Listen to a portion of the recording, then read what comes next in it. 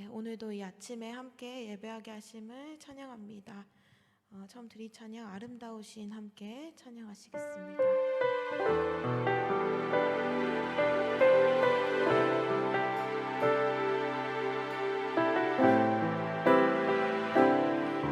내 안에 주를 향한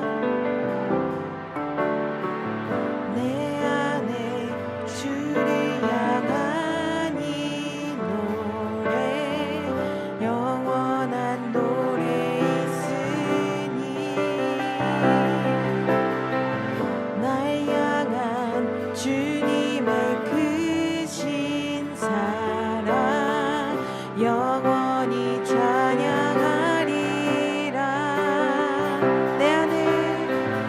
내 안에 주를 향한 이 노래 영원한 노래 있으니 날 향한 주님의 크신 사랑 영원히 찬양하리라. 영원히 찬양하리라. 아름다우신 오 놀라우신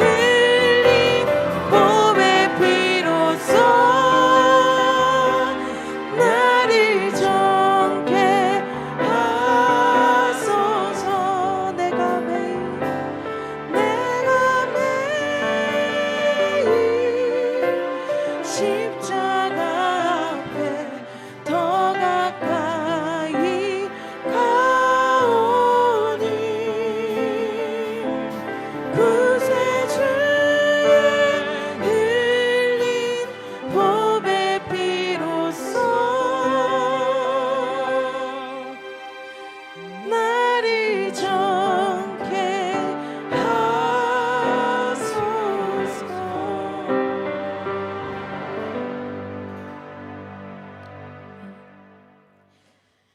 오늘도 살아계셔서 우리의 삶을 주관하고 계신 주님, 찬양하고 영광을 돌립니다. 주님, 우리에게 오늘 이렇게 귀한 또 하루하루의 예배의 자리에 또 섬기고 헌신할 수 있도록 우리를 인도하여 주셔서 감사합니다. 주님, 오늘 예배를 통하여서 우리가 이 놀랍고 위대하신 주님의 사랑을 다시 기억하게 하여 주시고, 주님, 우리가 십자가 앞으로 더 가까이 나아가서 정말 우리를 십자가에 못 박고 우리를 죽고 주님 뜻을 따라서 살아가는 하루를 보낼 수 있도록 인도하여 주시옵소서. 감사드리며 예수님 이름으로 기도드렸습니다.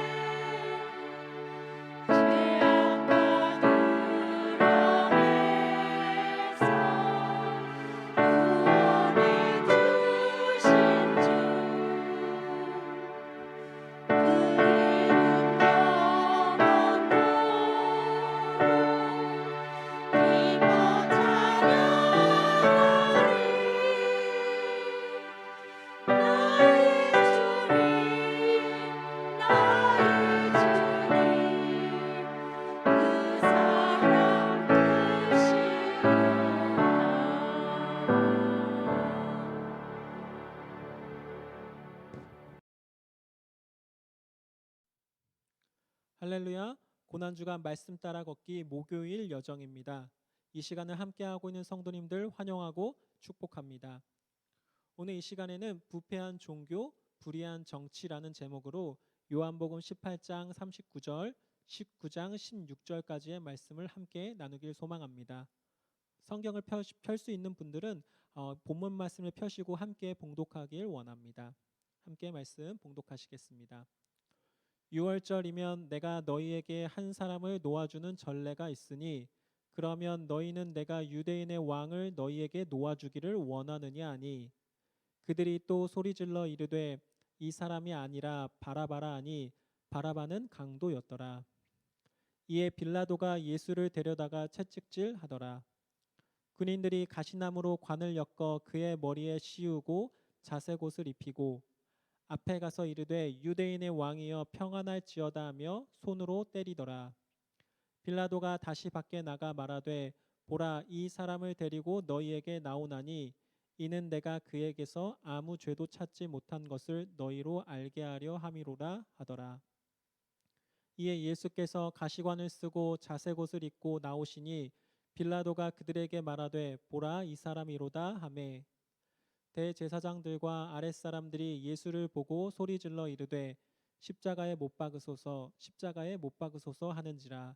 빌라도가 이르되 너희가 친히 데려다가 십자가에 못 박으라. 나는 그에게서 죄를 찾지 못하였노라. 유대인들이 대답하되 우리에게 법이 있으니 그 법대로 하면 그가 당연히 죽을 것은 그가 자기를 하나님의 아들이라 함이니이다. 빌라도가 이 말을 듣고 더욱 두려워하여 다시 관정에 들어가서 예수께 말하되 너는 어디로부터냐 하되 예수께서 대답하여 주지 아니하시는지라. 빌라도가 이르되 내게 말하지 아니하였느냐? 내가 너를 놓을 권한도 있고 십자가에 못 박을 권한도 있는 줄 알지 못하느냐? 예수께서 대답하시되 위에서 주지 아니하셨더라면 나를 해할 권한이 없었으리니 그러므로 나를 내게 넘겨준 자의 죄는 더 크다 하시니라. 이러함으로 빌라도가 예수를 놓으려고 힘썼으나 유대인들이 소리질러 이르되 이 사람을 놓으면 가이사의 충신이 아니니이다. 무릇 자기를 왕이라 하는 자는 가이사를 반역하는 것이니이다. 빌라도가 이 말을 듣고 예수를 끌고 나가서 돌을 깐 뜰 히브리 말로 가바다에 있는 재판석에 앉아 있더라. 이 날은 유월절의 준비일이요 때는 제6시라. 빌라도가 유대인들에게 이르되 보라, 너희 왕이로다. 그들이 소리 지르되 없이하소서, 없이하소서, 그를 십자가에 못 박게 하소서. 빌라도가 이르되 내가 너희 왕을 십자가에 못 박으랴. 대제사장들이 대답하되 가이사 외에는 우리에게 왕이 없나이다 하니 이에 예수를 십자가에 못 박도록 그들에게 넘겨주니라.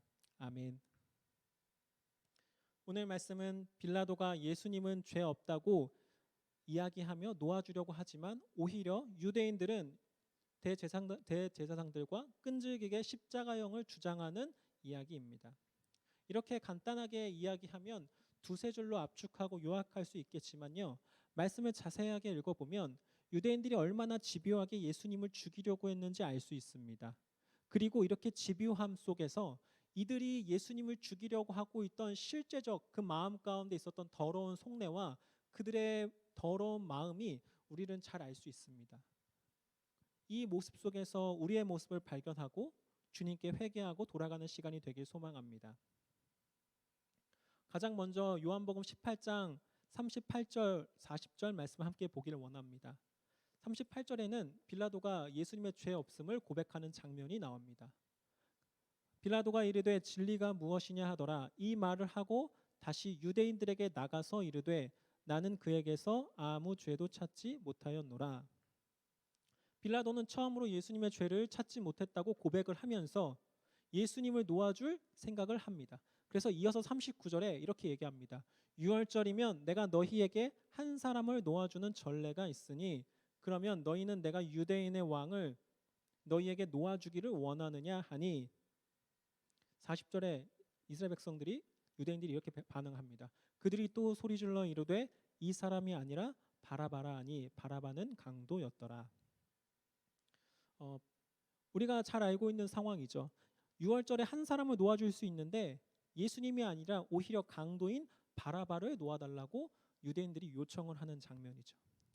여기서 말했던 강도는 원래 원어의 의미로는 물건을 훔치거나 우리가 잘 알고 있는 그런 절도, 그런 강도에 해당하지만요. 그 당시의 상황에서는요. 단순히 절도를 행하는 강도뿐만이 아니라 로마 제국에 대항한 유대인의 테러리스트, 그러니까 지금 우리의 입장에서 생각해 보면요. 일본에서 대항했던 독립투사처럼 그 당시 로마 제국에 대항한 유대인들 중에서 독립투사에 해당한 장면이에요. 그러니까 로마 제국에 실질적으로 테러 행위를 하고 감옥에 갇힌 사람이 바라바였다는 거예요. 그래서 NIV에서는요. 이 바라바를 소개할 때요. 단순히 강도라고 소개하지 않고요. 이렇게 얘기합니다. In a rebellion이라고 이야기합니다. 리벨리언이라는 게 무슨 말이냐면요. 그 사람이요. 반란에 가담한 사람이었다는 거예요. 그러니까 지금 단순하게 강도가 아니라 로마 제국의 반란에 참여했던 사람이라고 이야기하고 있는 거죠. 이 이야기를요 가만히 곱씹어 보면요 너무나 어이없는 이야기예요. 예수님께서 그 빌라도에게 신문을 받으십니다. 심판을 받으세요. 재판을 받으십니다. 그런데 이 유대인들은요 예수님의 죄목을 뭐라고 얘기하냐면요 정치사범이라고 이야기해요.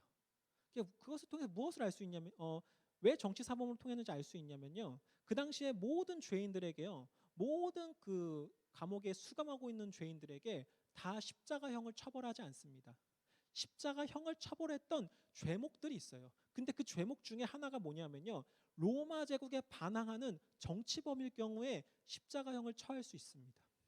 그래서 예수님을 십자가형에 처해달라고 요구했다는 것 자체는요 예수님의 죄가요 이 정치적으로 로마의 입장에서 봤을 때 정치적으로 분란을 일으키고 문제를 일으키는 사람이라고 소개를 했다는 거예요. 그런데 빌라도는요 예수님을 신문하고 예수님을 재판하는 과정 가운데 예수라는 사람이 단순하게 로마의 제국을 뒤엎을 사람이 아니라는 것을 발견합니다. 그래서 아까 이야기했던 것처럼 나는 이 예수라는 사람에게 죄를 발견하지 못했습니다 라고 이야기합니다. 이게 예수의 삶을 내가 쭉 다 찾아보니까 한 톨의 죄도 없었습니다 라고 고백하는 것이 아니라요 당신들은 이 사람을 정치범으로 몰았지만 내가 이 사람을 쭉 신문해 보니까 정치범으로 몰 만한 죄가 없었습니다 라고 이야기하는 거죠. 그런데 그러다 보니까 이 사람은 빌라도 입장에서는 억울한 사람이고 풀어줘야 될 사람이었어요. 그래서 유월절에 이렇게 잡혀온 사람을 한 명 풀어주는 전례가 있으니까 내가 이 예수라는 사람을 풀어주면 되겠다라고 빌라도는 생각을 하죠. 근데 오히려 이때 사람들은 예수님이 아니라 바라바를 풀어달라고 얘기합니다. 근데 이게 빌라도나 로마의 제국의 입장에서 얼마나 어이없는 이야기냐면요 예수님은 실제로 정치 사범으로 신고를 받았지만 무죄, 혐의가 없음을 판결받았어요. 그리고 실제로 바라바는요 발람에 가담했다고 표현이 될 정도로요 그 당시에 테러 행위를 하고 그 당시에 로마 제국에 피해를 줬던 사람이에요. 그러니까 로마 제국의 입장에서 봤을 때는요 예수는 아무런 영향과 없고 아무런 우리에게 피해를 주지 않은 사람이고 오히려 바라바를 처벌해야 되는 그런 상황이었어요. 그런데 오히려 바라바를 풀어주고 예수님을 십자가형에 넘기라는 거예요. 그러니까 이 빌라도와 로마 제국의 입장에서 얼마나 어이가 없는 이야기인가요? 그리고 거꾸로 얘기하면요 유대인의 입장에서는요 이것이 얼마나 억지 주장인 것을 우리가 알 수 있죠. 그러니까 지금 이 유대인들 대제사장들은요 자신들이 아무런 논리 없이 억지 주장을 해가면서요 예수님을 얼마나 집요하게 죽이려 했는지 우리가 이 이야기를 통해서 사실 알 수가 있죠. 그러면 이들이 왜 예수님을 그렇게 집요하게 죽이려고 했는지는요 조금 더 이어서 보면요 이 대제사장들의 추악한 모습이 드러납니다. 그건 바로 이어서 요한복음 19장 6절 말씀입니다. 이렇게 내가 풀어주려고 했는데 끊임없이 예수님을 죽이려고 하니까 다시 한번 빌라도가 예수님과 대화를 합니다. 그리고 나서 또 대화한 결과 또 빌라도는 이렇게 이야기합니다. 빌라도가 이르되 너희가 친히 데려다가 십자가에 못 박으라. 나는 그에게서 죄를 찾지 못하였노라. 라고 다시 한번 그 유대인들과 대제사장들에게 이야기합니다. 내가 아무리 생각해봐도 이 사람에게는 정치적으로 문제가 일으킬 만한 그 분란을 일으킬 만한 문제가 없었어 라고 이야기합니다. 그래서 만약에 너희가 정말 예수를 십자가에 못 박고 싶으면 너희가 십자가에 못 박아 라고 이야기하는 거죠. 그 정도로 빌라도는 단호하게 이야기하고 있는 거예요. 그때 이 이야기를 들은 대제사장들이 참 놀라운 이야기를 합니다. 이렇게 얘기합니다. 유대인들이 대답하되 우리에게 법이 있으니 그 법대로 하면 그가 당연히 죽을 것은 그가 자기를 하나님의 아들이라 함이니이다. 지금 유대인들은 끊임없이 예수님을 십자가형으로 죽이려고 하고 있어요. 그리고 그 십자가형에 죽이려고 해서 그 처벌, 그 죄목을 정치범위로 계속 몰고 있었습니다.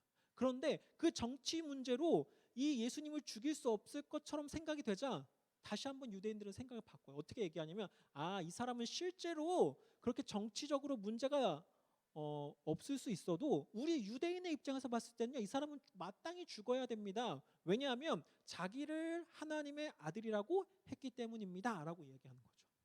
근데 이 이야기를 듣는 빌라도의 입장에서 얼마나 어이가 없는 이야기일까요? 실제로 아무나 십자가형에 처벌하는 것이 아닙니다. 그리고 이 예수라는 사람을 죽인다고 해서 로마 제국의 입장에서 아무런 영향이 없는 거죠.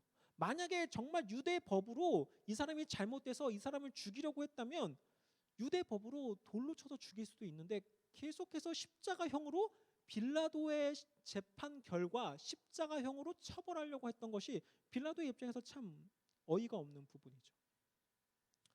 그리고 이 유대인의 입장에서 보면요, 원래는 정치범으로 몰아갔다가 이제는 다시 한번 신성모독의 죄로 넘어갑니다. 신성모독의 죄로 자기가 처음에 주장했던 근거를 바꿀 뿐만이 아니라요, 신성모독죄로서 십자가형을 하는 것 자체가 억지이죠. 그러니까 이것을 통해서 이들은요, 단순히 예수님을 죽이려고 했던 그 실제적인 원인이 무엇인지 우리가 잘 알 수 있어요. 이 이야기를 좀 제대로 이해하려면요, 요한복음 전체 흐름 중에서 11장을 함께 살펴봐야 됩니다. 왜냐하면요, 지금 이 예수님의 죄목을 지정한 사람이 이 대제사장 가야바였기 때문이에요. 그 가야바의 이야기가 11장에 나오죠. 우리가 함께 화요일 날 나눴던 말씀인데요, 다시 한번 살펴보겠습니다. 만일 그를 이대로 두면, 여기서 말하는 그는 예수님입니다. 만일 이 예수님을 그대로 두면 모든 사람이 그를 믿을 것이요, 그리고 로마인들이 와서 우리 땅과 민족을 빼앗아 가리라 하니라고 해요. 그러니까 지금 여기서 무슨 문제를 제기하고 있냐면요, 예수님이 이 유대인들을 선동하다 보면, 이 유대인들을 많이 모으다 보면 로마인들이 결국에 와서 너희들 뭐 하는 짓이야 라고 얘기하면서 우리 땅과 민족을 빼앗을 명분을 로마인에게 준다는 거예요. 그러니까 이건 되게 중요한 문제라는 거예요. 예수님을 다루는 문제는 되게 시급하고 중요한 문제라고 서로 회의를 하고 있는 거예요. 그 회의한 결과 가야바가 이렇게 이야기합니다. 한 사람이 백성을 위하여 죽어서 온 민족이 망하지 않게 되는 것이 너희에게 유익하다. 그러니까 지금 이게 무슨 말이냐면요, 만약에 지금 이 순간 예수라는 사람을 빨리 처리하지 않으면 민족이 위험할 수 있어. 그러니까 한 사람의 희생으로 우리 민족을 구합시다 라고 이야기하는 거죠. 그리고 그 철저한 배경, 원인, 명분은 뭐였냐면, 예수님은 이렇게 하다 보면 사람을 모으고 로마 제국이 우리의 민족을 힘들게 할 거야, 고통스럽게 할 거야, 핍박할 거야 라는 것이 명분이었어요. 그런데 그 명분이 오늘의 본문에서 와서 보면 완전히 잘못되었다는 것을 알 수 있죠. 오히려 빌라도는요, 예수님이 정치범이 아니다라는 것을 이야기합니다. 이 이야기는 무엇이냐면요, 로마 제국의 입장에서 봤을 때 이 예수의 삶과 예수의 행동과 예수의 행위를 보니까 로마 제국이 개입할 명분이 없다는 거예요. 로마 제국이 이 땅에 와서 유대의 땅과 백성을 빼앗을 명분이 없다는 거예요. 그러니까 지금 이 가야바가 예수님을 죽여야 되는 이유를 11장에서 설명했는데 그 이유가 실제로 되지 않는다는 거예요. 만약에 그게 정말 로마 제국 때문에 내가 예수를 죽여야 돼라고 결심을 했다면 이 빌라도의 판결을 듣는 순간 어떻게 해야 되냐면, 그렇군요, 그러면 이 문제는 없었던 걸로 해도 됩니다 라고 넘어갈 수 있었지만요, 실제로 대제사장은 여기서 넘기지 않습니다. 어떻게 되냐면 끊임없이 반복해서 예수님을 죽이려고 합니다. 그리고 더 나아가서 하나님의 아들이라는 신성 모독죄를 더해서 예수님을 죽이려고 한다는 거예요. 이 일을 통해서 무엇을 알 수 있냐면요, 로마 제국으로부터 백성을 지키고자 하는 명분이 예수님을 죽이는 원인이 아니었다는 거예요. 실제로는요, 자기의 유익이 없어지고 자기의 위치가 예수님으로 인해 흔들리기 때문에 예수님을 죽이고자 했다는 거죠. 이 일이 사실은 우리가 조금 더 생각을 해보면요, 너무나 충격적인 것을 알 수 있습니다. 이 지금 모든 대화는 빌라도와 대제사장의 대화입니다. 그때 19장 12절에 이렇게 나옵니다. 이러함으로 빌라도가 예수를 놓으려고 힘썼으나, 다시 한번 그 이야기를 듣고도 빌라도가 예수님을 놓으려고 힘을 씁니다.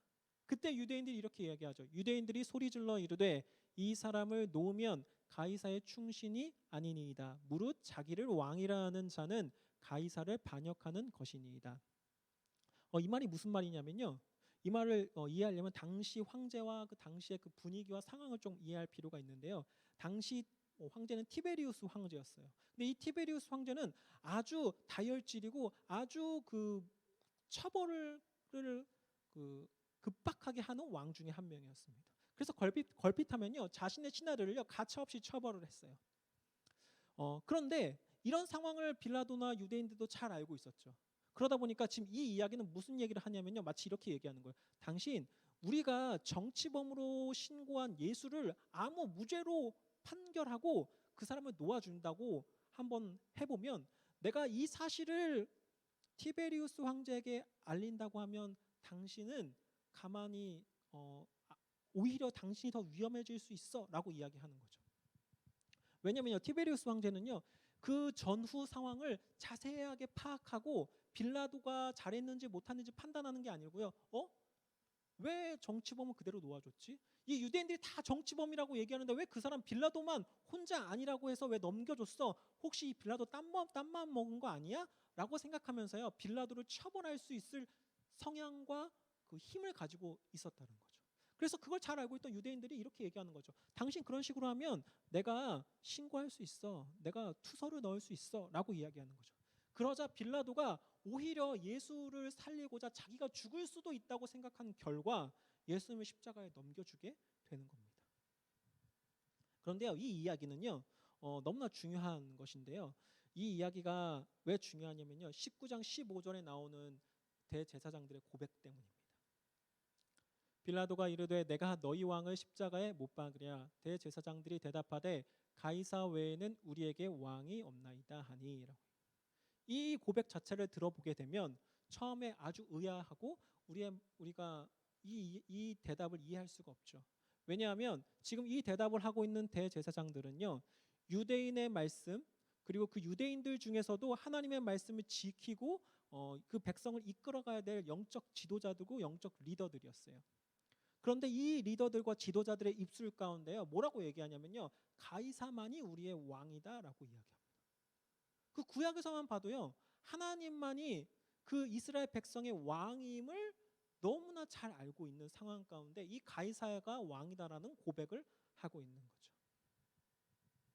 그러면서 이 이야기를 하는 것이요 무엇이냐면요, 아까 처음에 다시 한번 생각해 보면 예수님을 하나님의 아들이라고 자칭했기 때문에 이 사람은 신성 모독죄로 죽어야 합니다라고 얘기하면서요 그 누구보다 하나님을 따르고 하나님의 말씀을 따르고 하나님을 사랑했기 때문에 하나님을 업신여기는, 내가 하나님의 아들이야라고 얘기하면서 하나님을 업신여기는 듯한 행동을 하는 저 예수를 반드시 죽여야 돼라고 겉으론 이야기하지만요 실제로 그 마음 가운데 어떻게 돼 있었냐면요 가이사가 자신의 왕이라고 이야기하면서 예수님을 끝까지 죽이려고 했다는 거예요.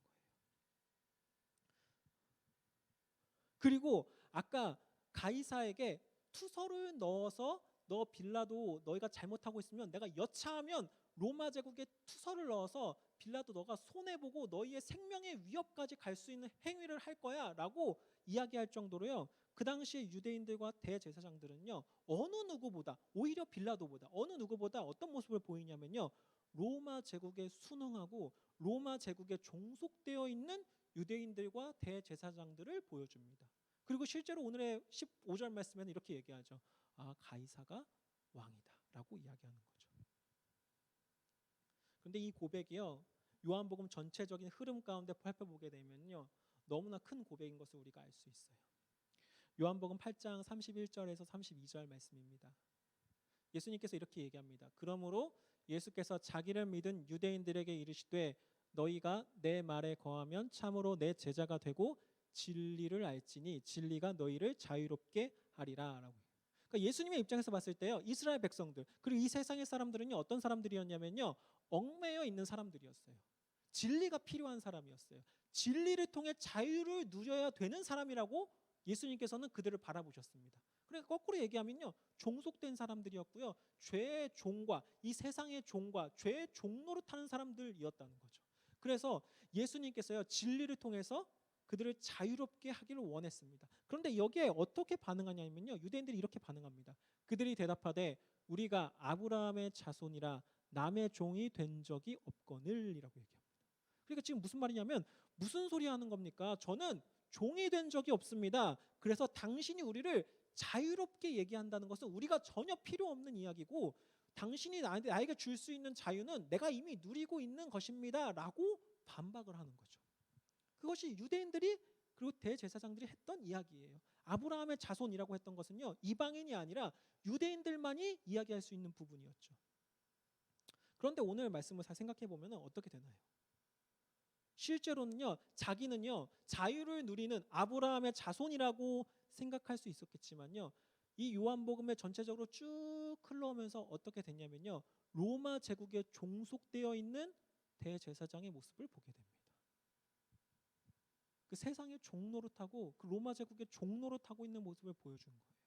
그러니까 자기는 아마 몰랐겠죠. 아, 내가 이 사람들에게 종노릇을 하고 있구나라고 몰랐겠죠. 하지만 실제로 예수님께서는요, 그들이 종노릇하고 있다는 것을 아셨고 자유가 필요하다고 선포하셨지만 그것을 거부했던 이스라엘 백성들이요, 실제로 그 누구보다 자기가 종노릇하고 있었다는 사실입니다.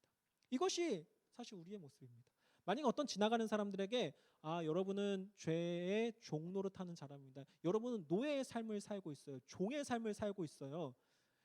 예수님을 믿으시고 복음을 듣고 참된 진리를 마주하시게 되면 여러분 자유를 누릴 수 있습니다 라고 선포하죠. 그러면 어느 누가 맞아요, 제가 종노릇하고 있었어요, 세상에 종노릇하고 있었어요 라고 이야기하는 사람이 얼마나 많이 있을까요? 무슨 소리 합니까? 제가 지금 자유를 누릴 수 있는데요, 제가 가고 싶은 곳을 갈 수 있고요, 먹고 싶은 것을 먹을 수 있고요, 제가 자유를 누릴 수 있는데요, 오히려 교회에 가면 저를 억압하는 것이 아닙니까? 제가 주일에 마음대로 시간을 보낼 수 있는데 그 주일에 마음대로 시간을 보내는 것을 억압해서 제가 주일날 여기 와서 말씀도 듣고 예배도 드려야 되는 거 아닌가요? 저는 오히려 교회를 다니는 것이 종노릇하는 거라고 생각합니다 라고 이야기할 수 있죠. 아니면 실제로 믿는 사람들도 그렇게 생각할 수 있습니다. 우리가 교회에 속하고 하나님의 백성에 합당한 삶을 살아야 됩니다 라고 이야기하면 무슨 생각부터 하냐면 왜 내 마음대로 살지 못하게 하지? 라고 생각합니다. 아, 여러분 원수를 사랑하셔야 돼요 라고 얘기하면 그 사람은 자기의 자유를 침범받는다고 생각합니다. 나는 원수를 미워할 수도 있고 사랑할 수도 있는데 왜 나에게 사랑하라고 강요하지? 왜 나의 자유를 침범하지? 라고 생각할 수 있죠. 그렇지만요, 오늘 성경의 말씀 가운데 이 유대인의 모습, 대제사장의 모습을 통해서 우리에게 보여주는 것은 무엇이냐면요, 실제로 예수님께서 판단하셨던 죄의 종노릇했던 그 유대인들이요, 자기도 모르게 종노릇을 하고 있었다는 거예요.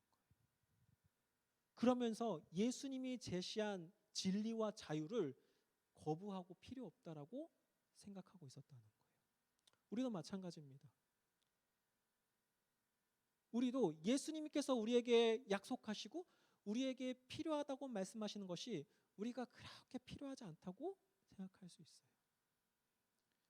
너는 죄의 종노릇하고 있기 때문에 예수님의 십자가가 필요해 라고 이야기해도 그 사람은 그렇게 십자가가 필요하다고 느끼지 않을 수 있습니다. 아, 네가 구원받았다 할지라도 너의 그 끊임없는 죄성과 너의 그 이기적인 마음과 그 모든 것들이 너가 그 죄성 가운데 그 죄의 지배를 받으면서 살아갈 수밖에 없어. 그러니까 끊임없이 성령님의 능력을 의지하고 주님을 신뢰해 라고 이야기한다 할지라도요, 우리는 그 예수님과 하나님과 그 주님의 능력을 그렇게 필요하다고 생각하지 않을 수 있다는 거예요. 오늘 말씀을 살펴보면서 우리를 다시 한번 돌아보게 원합니다. 내가 생각하는 나의 모습이 아니라 성경에서 말하는 내 모습, 예수님께서 말하는 내 모습이 무엇인지 다시 한번 돌아보길 원합니다. 성경에서는 우리는 끊임없이 이야기합니다. 날마다 주님을 신뢰하고 우리의 삶 가운데 성령님께서 역사하시고 성령 충만한 삶을 살아야 된다고 이야기합니다. 오늘의 말씀 가운데 이 대제사장인 유대인들의 모습을 보면서 우리의 모습을 돌아보고 다시 한번 주님께 더 가까이 나가는 우리 함색교회가 되길 축복합니다.